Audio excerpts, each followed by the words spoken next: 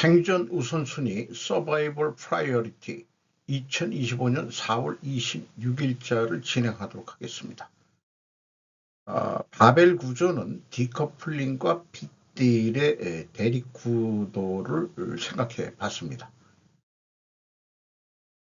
오늘의 편집 내용 제목들이 되겠습니다. 이런 범주로 진행을 하겠습니다.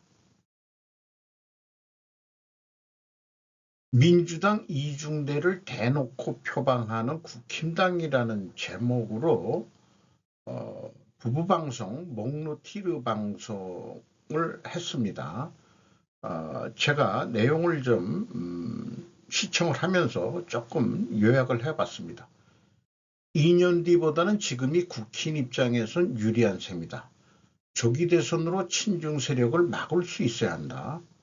다 비리 사건으로 후보들 떨어질 확률이 높다. 홍준표와 안철수 떨어질 것이다. 김문수 토론회 때 말을 못하더라. 무난히 한동훈이 이길 것 같다. 구글 트렌드에서 이름을 넣어보라. 한독수는 두고 보자. 권성동 공천 청탁했다는 그런 마이너스 요인. 또 친윤계가 친윤이 아니다. 윤을 호수아비로 올려놓고 터줏대감하려는 자들이다. 기독교만이 아니라 불교도 사이비가 많다. 불교에도 중국에게 넘어갔다. 동국대학교 중국에 성지순례 간다. 승려들이 문제가 많다. 중국은 정교 시절은 홍보용일 뿐이다. CCP가 선물을 준다. 녹차, 광서성, 광시족 자치주 등에서 나오는 고급 차를 선물을 뇌물로 받는다. 그리고 친중 행각에 대해서는 제주도 원희룡 지사 때 외국인 투표권 주었다. 국힘당 애들이 중국인들에게 주었다. 그 원흉이 원희룡이다. 그래서 제주도가 친중화되었다. 제주도 박근혜 정권 때 제주도 3억 이상 투자하면 투표권과 영주권 주었다. 한 달 뒤의 조회수 우리의 방송 조회수 맞먹는다. 우리 방송 영향력 있다. 자부심을 가지고 있네요.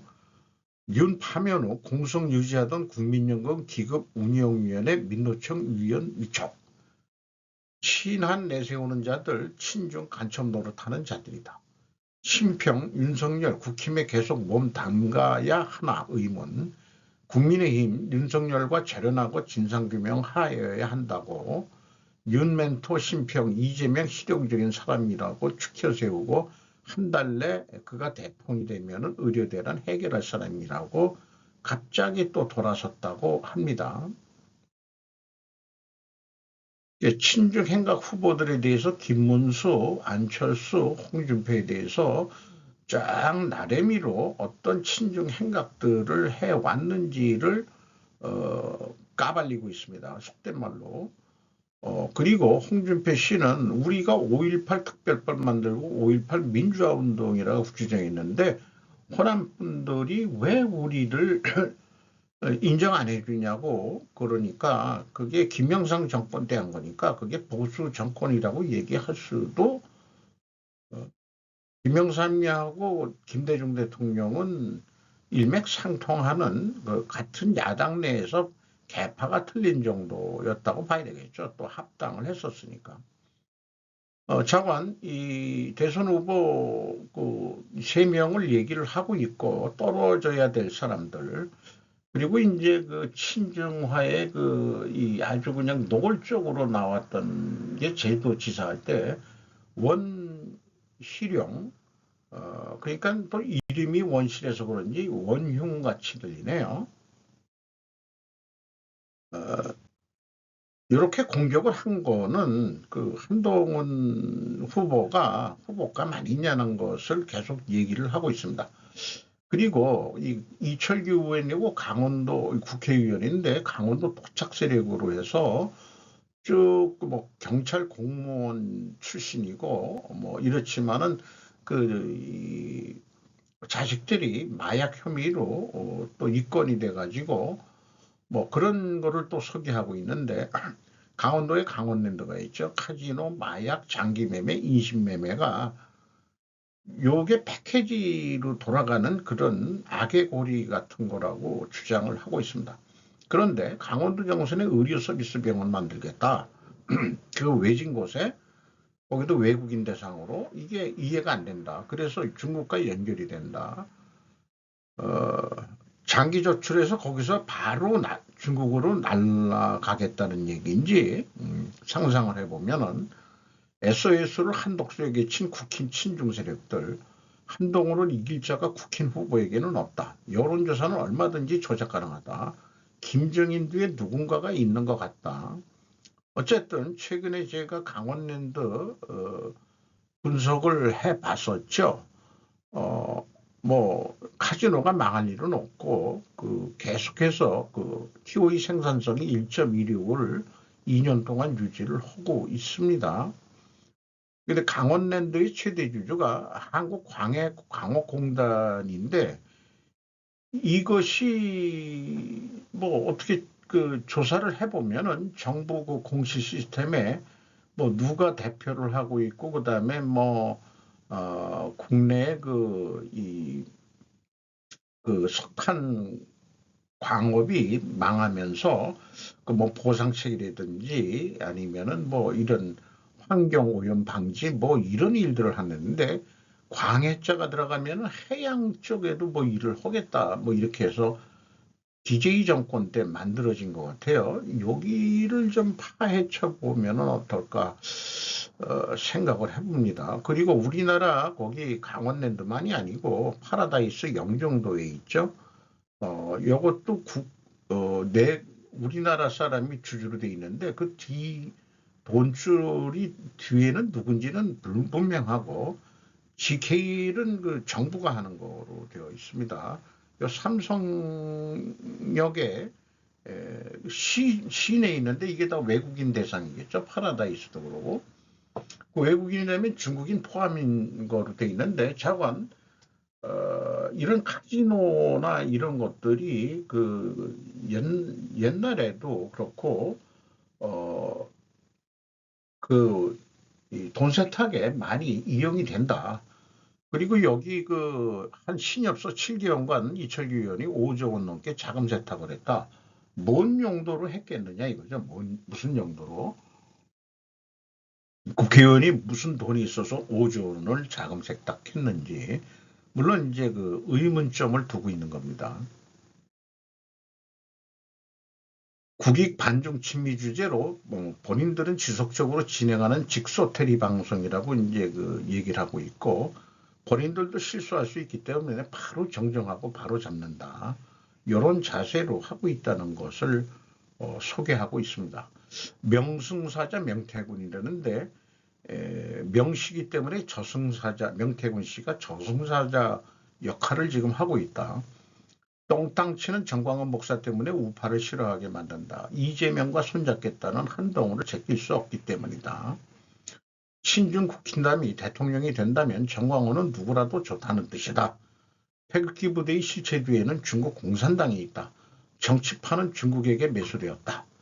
저주는 믿는 자들이 하는데 역사를 맞는다. 예수 무당들 니들이 저주받아라라고 또 한번 개신교를 공개하거나 일부죠. 개신교 전체에서도 정광훈 무슨 판지 모르지만은 기독교 세력이 반한동훈 세력을 만들려고 한다. 아웃사이더였던 트럼프와 같은 한동훈, 윤 어게인은 말도 안 되는 짓 하는 정광훈,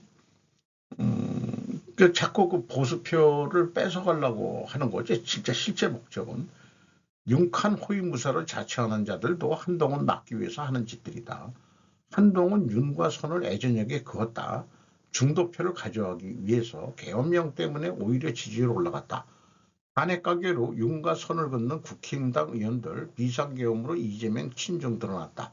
전라도가 이재명 뽑을 수 있나? 라고 의문수를 던지고 있습니다. 김문수 토론회 후 지지율 3위로 떨어졌다. 구글 트렌드를 봐라. 다시 한번 강조하고 일반 대중들은 한동훈을 다 알고 있다. 법무부 장관 할 때 간첩법 개정해야 된다고 그러고 이민청 설립을 위해서 유럽을 또 출장 다녀왔고 또 뭐 등등 우리나라를 정상화 시키는데 좀 활동을 한 그것이 있죠. 그리고 잘 진행이 안 돼서 그랬는지 어땠는지 모르지만은 국민의힘으로 가가지고 대표를 하면서 총선용으로 가서 했는데 물론 총선이 대패가 됐죠. 거대 야당을 만들어져 버려가지고 지금 현재까지 이 사단이 나 있는 것으로 이렇게 볼 수 있겠습니다. 그러니까 그 총선이 투명한 선거였냐 하는 거에 대해서 의문수를 좀 자꾸 둘 수밖에 없는 거죠. 그렇게 국민들이 국민의힘을 싫어했느냐? 뭐 그런 것 같지도 않은데 만약에 그렇다면은 그건 김건희 여사 이 영향력도 많다. 대한민국의 그 할매 아줌마들이 다 김건희가 싫죠. 김건희가 미워 죽겠지. 그러니까 여성표도 표 아닙니까? 그거 어떻게 잡아야 되지 않겠냐? 뭐 이런 생각이 좀 들어갑니다. 먼저 그 대통령 후보들에 대한 비판, 국힘당 후보들에 대한 그 내용을 저도 한번 인식을 해봤습니다. 맞는 얘기 같아서 인용을 한 겁니다. 이 가급적 보편복지, 불필요한 사람은 세금으로 환수, 이슬기, 박지영, 이주영 무려 3명의 기자가 조선비제에서 4월 26일 0시 32분에 보도를 했습니다. 밤잠도 안 자요, 기자들은. 가급적이면 보편적 제도를 도입하되 지원을 안 해도 되는데 불필요하게 지원을 받는 사람은 세금으로 환수하면 어떨까 한다. 줬다가 뺐으면은 인기를 잃을 텐데, 욕을 할 텐데, 전 국민 중위소득 40% 수준 최저소득을 보장하겠다는 김경수 후보 공약에 대해 좋은 생각이라면서도 광범위하긴 하지만 일종의 선별적 복지 제도라고 이렇게 말했다.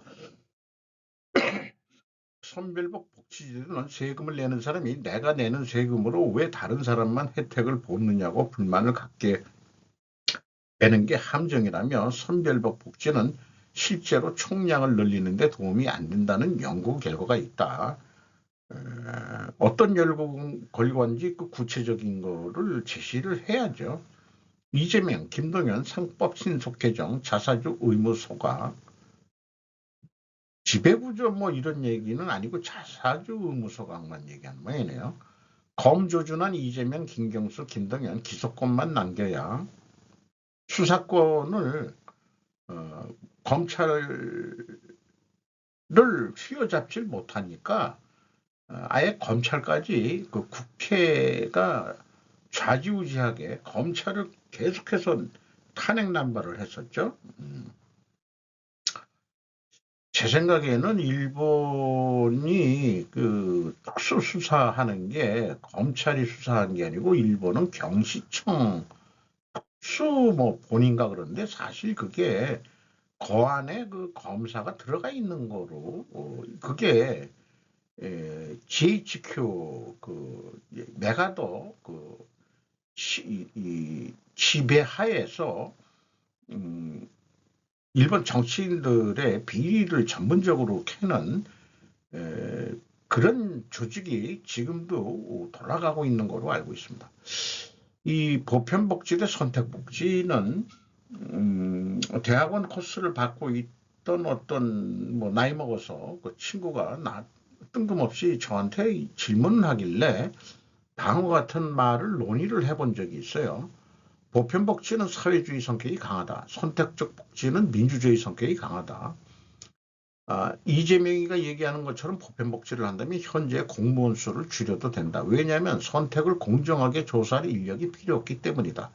공무원의 선택 선정의 공정성은 임의성 판단에 훼손될 소지도 있긴 있다. 선택복지를 할 때 임의성이 들어가면 그러니까 공무원이 부패하면 그것도 개차반된다 이런 거죠. 그러니까 공무원이 투명해야 되는데 보편복지라고 해도 현재는 신청에 의한 방법에는 변함이 없습니다.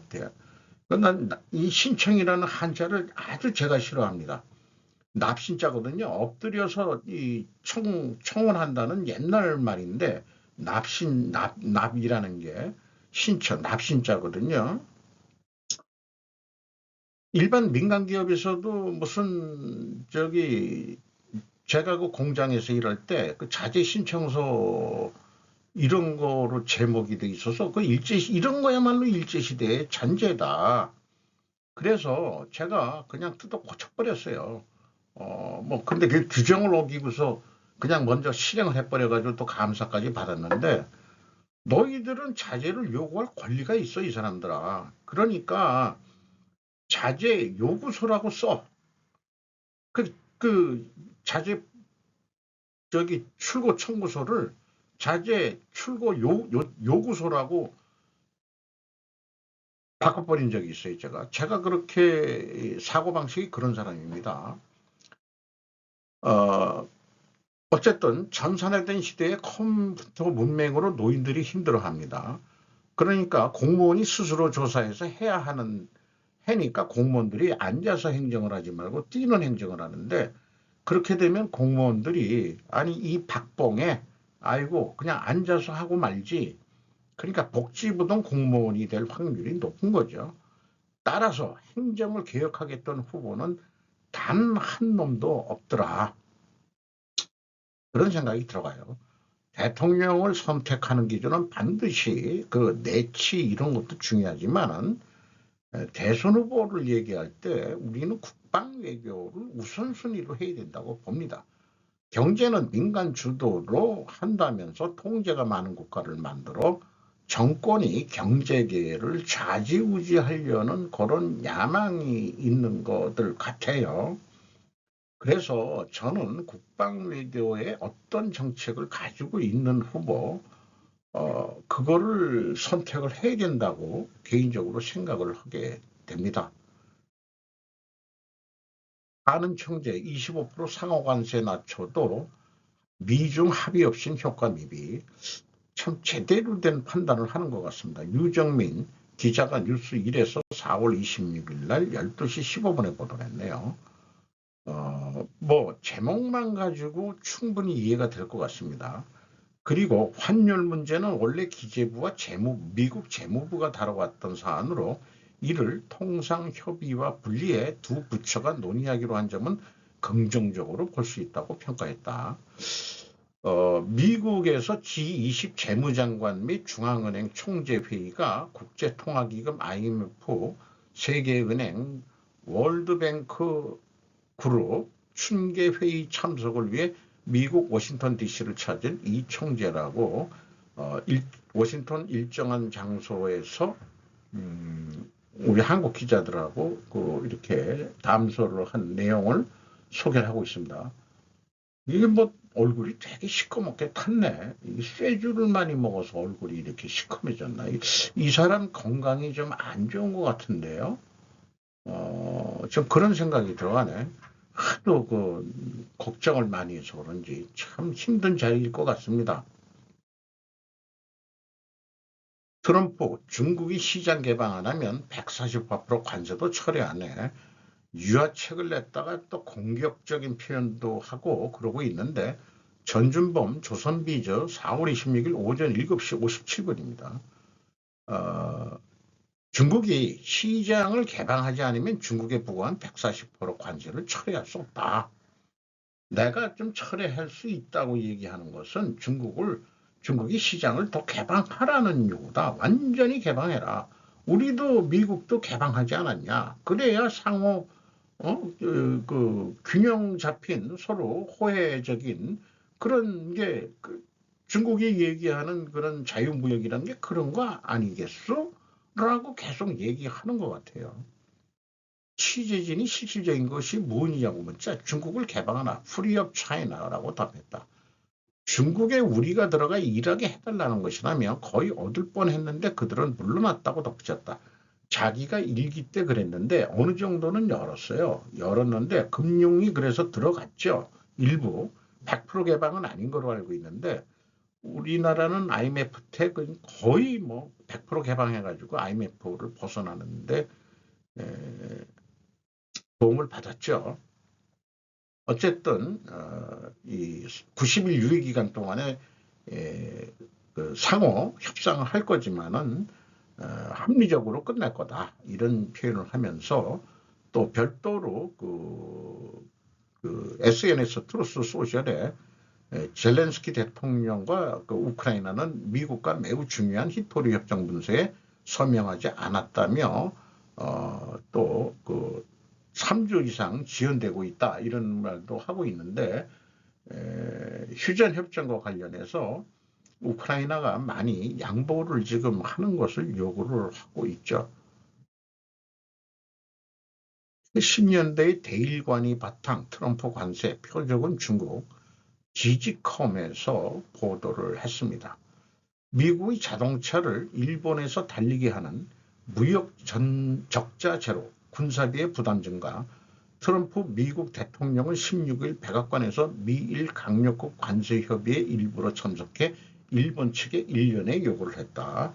우리나라 그 최상목 경제부총리하고 그 상공장관이 갔는데 재무장관 만난 손으로 우리는 끝났죠. 그래서 아니 하대하는가 했더니 일본을 그 강요들이 만나는데 대통령까지 들어가서 그러니까 압박을 하는 거죠. 어찌 보면은 그 한국은 한 3순위 되는 것 같아요. 그러니까 크게 걱정은 안 하는 것 같은데 어쨌든 글렌 후쿠시마 씨라는 사람이 있는데 그는 일본이 통화를 조작하고 있다고 생각한다고 말했다. 위협 실감, 일본이 방위비를 낮게 억제해 경제 발전을 가속시키고 있다고 하는 안보 무임승차론이 80년대에 있는데 그로부터 30년이 조금 안 돼 트럼프의 주장에 미 사회의 현실이 따라붙었다.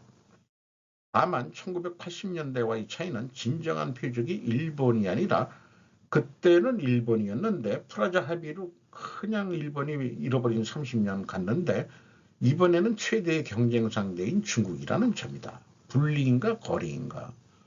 보수파 싱크탱크의 정책 제언에서 미국은 민주주의를 지키기 위해 제조업과 방위산업 기반의 재생이 필요하다고 주장하고 있고 충실히 대통령은 이거를 정책으로 실행해 가고 있습니다.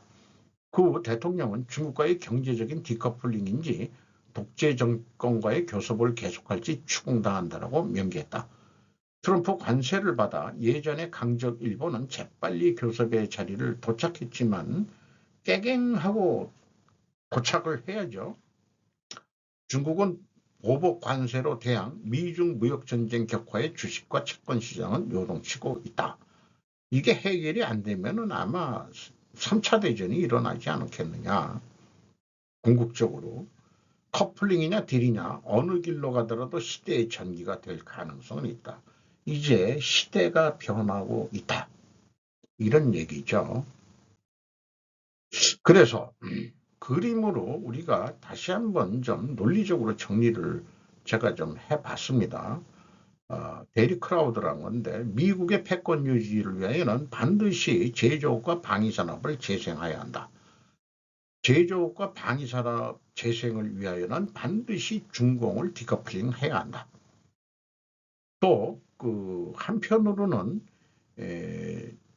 중공을 디커플링 하기 위해는 중공에 대한 관세를 급상시켜야 한다. 뒤에 거는 좀 놔두고요. 미국의 패권 유지를 위해서 중국 추가 개방을 시켜야 한다. 중국 추가 개방을 시키기 위하여는 중공과 빅딜을 반드시 해야 한다. 중공과 빅딜을 반드시 하기 위하여는 중국과 상호관세를 맺어야 한다.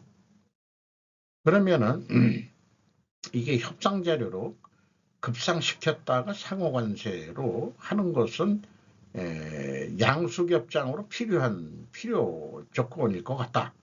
그런데 만약에 이게 실패한다면은 실패가 아니고 이렇게 돼서 된다면 실질적으로는 미국의 패권 유지는 다른 말로 얘기하면은 CCP를 약화시켜서 일본의 잃어버린 30년처럼 핵 야망에 도전하지 않는 중국을 만든다. 만약에 이것마저도 실패한다면은 미중 전쟁으로 3타 대전인가 한국은행 이창용 증제도 뭐 여러 나라하고 상호관세 맺어야 뭔 소용이 있어. 미국과 중국이 해결이 되지. 해결 안 되면은 별 볼일 없다. 그러니까 이게 해결 안 되면은 결국은 안 되는 게 왜 인간끼리도 안 될 때 싸움질 하잖아요. 주먹으로. 미국의 전통이 서부 시대 때부터 그거 아니에요. 붙는 거. 그렇게 생각이 들어가네요.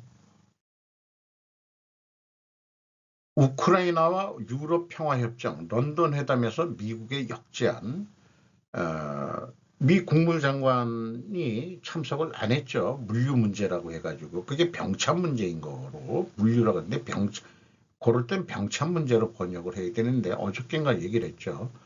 휴전에 대한 조건들을 쭉 얘기를 했고, 그런데 이제 미국이 주도해 주세요. 제3국이 지원하는 휴전 모니터링을 합시다. 우크라이나의 안전보장에 대해서 우크라이나 영토의 우호적인 외국 군대의 주둔, 무기 및 작전에 대한 제한이 없습니다. 뭐 이런 식으로. 그리고 우크라이나는 EU 가입을 추가합니다. 이런 것도 내놨고.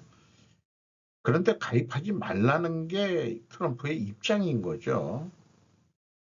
완충지대가 있어야 된다. 그런 얘기인데 영토 문제, 영토 협상은 통제선이 기초에서 시작합니다. 현재 이 전선에서 시작해야 되는 거 아니냐. 그게 맞는 얘기일 것 같아요. 경제에 대해서는 미국과 우크라이나는 경제협력, 광물협정을 이행한다. 그러니까 트럼프가 원하는 거를 많이 받아들이는 그 런던 그 평화협정 제안이라고 볼 수 있을 것 같습니다. 그래서 런던 회담을 보이콧한 미국에 대해 미국의 입장이 강화된 것으로 해석이 됩니다. 참석을 안 하니까 이건 뭐 우리끼리 해봐야 소용없는데 솔직히 미국의 힘을 인정하는 거겠죠. 자기네들 자존심을 좀 세워가면서. 그래서 젤렌스키 크림의 탈환, 우리는 우리나라 용어는 탈환이죠. 불가능성 인정, 트럼프 배려인가, 블룸버그 일본판입니다. 제목 정도로 충분할 거, 아니, 뭐, 일일이 읽을 필요는 없을 것 같고요. 위트코프 미국 대사가 25일 모스크바에서 블라디미르 푸틴 대통령과 네 번째 이제 만나가지고, 뭐, 여러 가지 얘기를 한 모양입니다. 미국이 제시하는 정정안은 2014년 크림 병합을 승인하는 거고 전선을 현상에서 동결하고 우크라이나의 남부와 동부의 넓은 지역을 러시아가 계속 지배하는 것을 사실상 인정한다는 거. 그게 우리나라 휴전할 때도 뭐 마찬가지였던 거죠.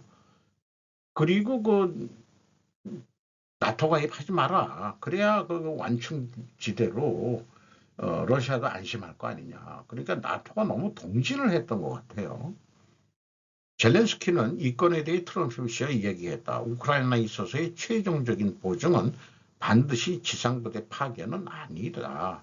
어쨌든 정보 공유도 하고 뭐 여러 가지 첨단 뭐 이런 거로 어느 정도 보장해 주시면 된다. 그래서 제 얘기는 이승만 대통령처럼 강대국끼리 휴전 합장으로 하고 그 안전보장을 미국한테 꼭 받는 방법이 더 지혜로운 방법이 아니겠느냐.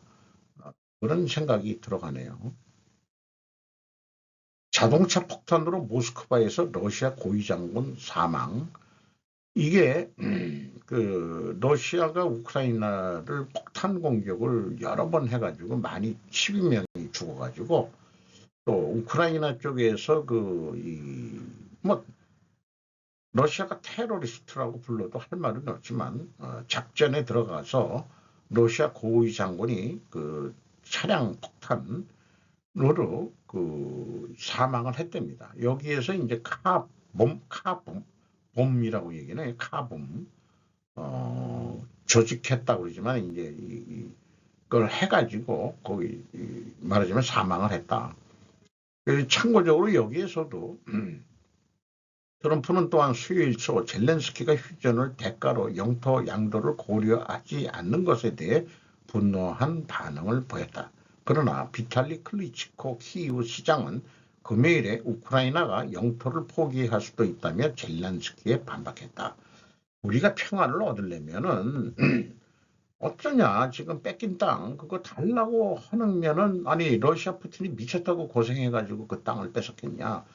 그리고 또 얘기를 들어보면은 우크라이나 동부는 슬라브족들이 그 친러시아적인 성향이 있는 지역이 돼가지고 좀 틀리지 않습니까? 우크라이나 뭐 슬라브족이나 그 우크라이나인들이나 뭐 거기 사돈의 뭐 피들이 비슷비슷하겠지만은 어쨌든 우크라이나 동부 지금 점령한 데는 친러시아적인 주민들이 많이 살던 데라고 그렇게 또 얘기들을 하더라고요.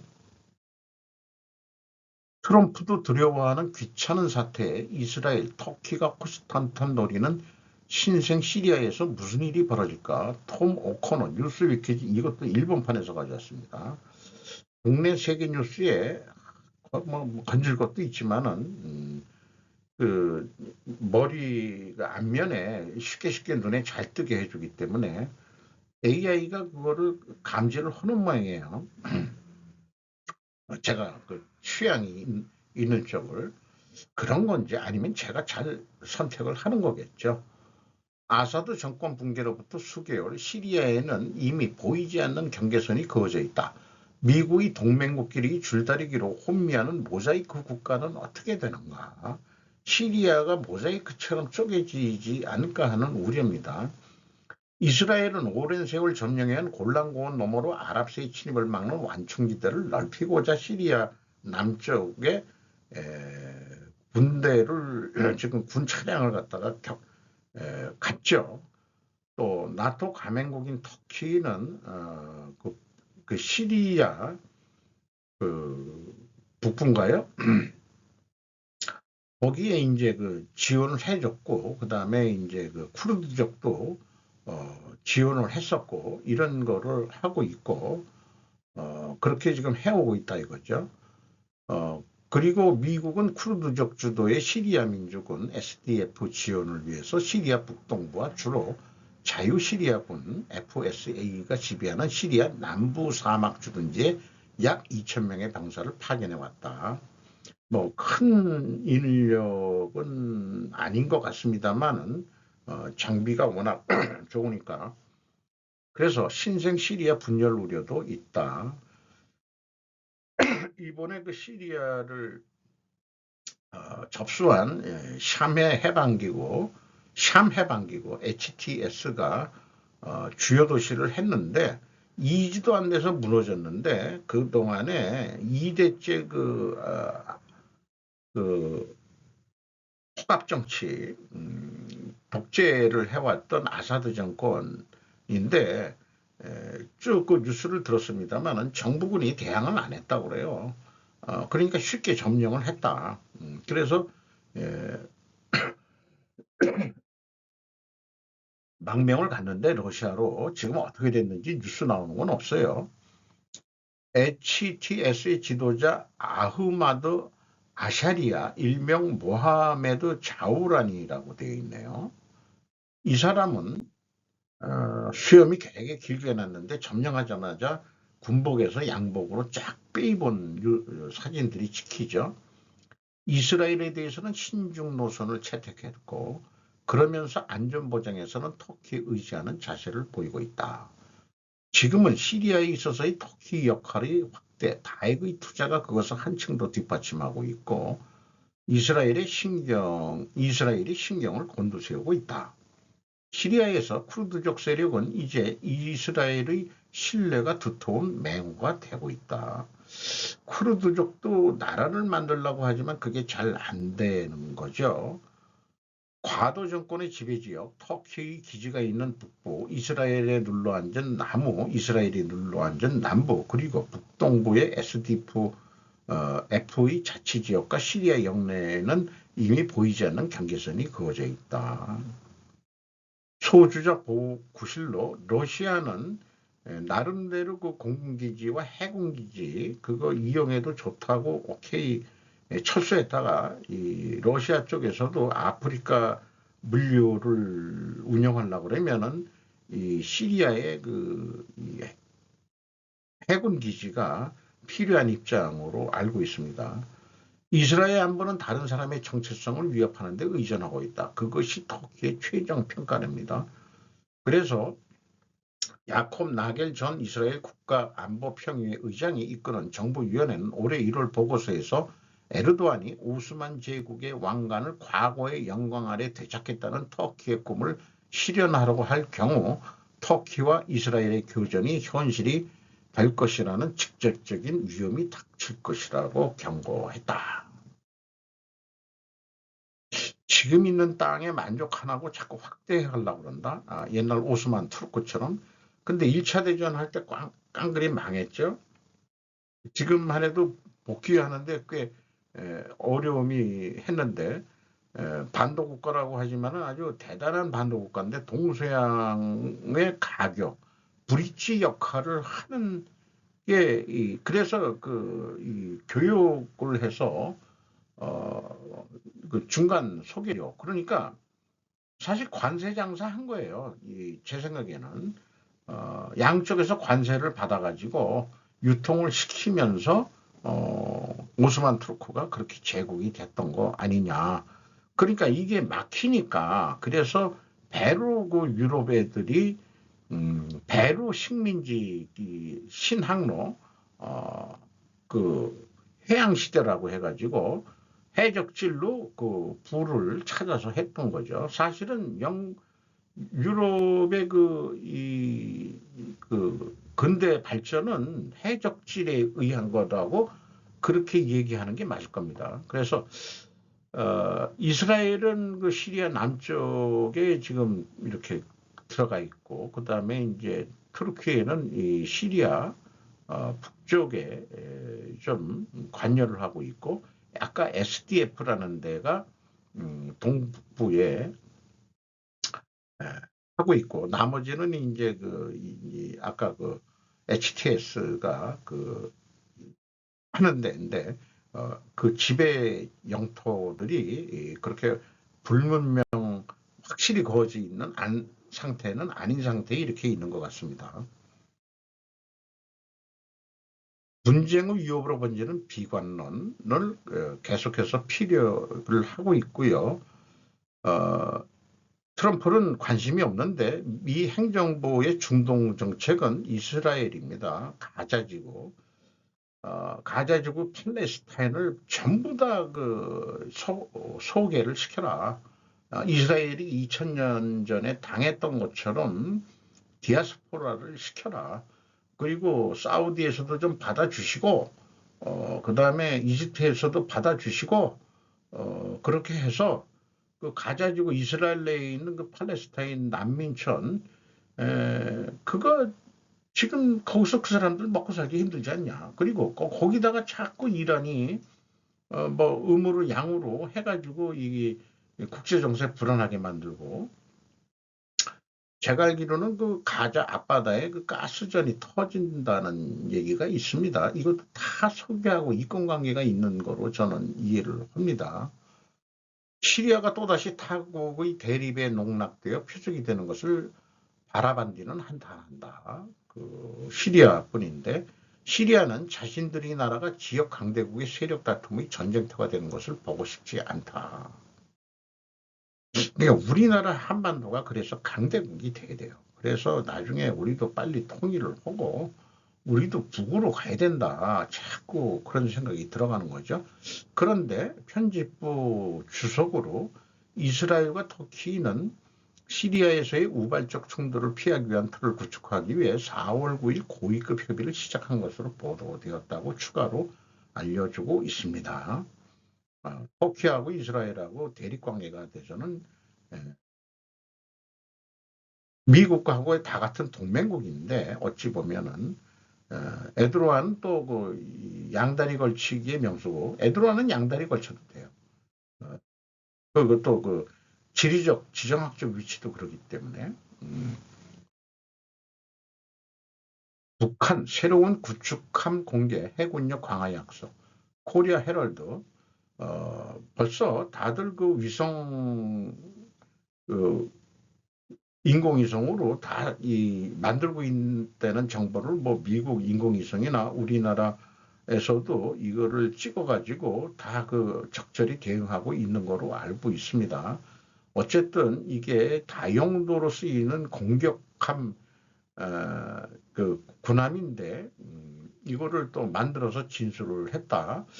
요게 이제 그 북러하고 관계를 맺으면서 또 본격적으로 뭔가 또 러시아 기술권도 뭐 들어왔는지 모르지만은 우리나라 그 전함도 이렇게 생긴 거 많잖아요. 비슷하게. 이게 360도 돌아가면서, 아니 이게 360도 돌아가면 안 되지. 한 180도 범위 내에서 좌우로 다 이렇게 포격을 할 수 있는, 에, 잠수함도 공격할 수 있는 그런 배라고 하네요. 이상 마치도록 하겠습니다. 밑에 이게 좋아요가 있었는데, 이건 또 뭐 템플릿용으로 제가 계속 쓰고 있습니다. 구독, 좋아요 부탁드리겠습니다.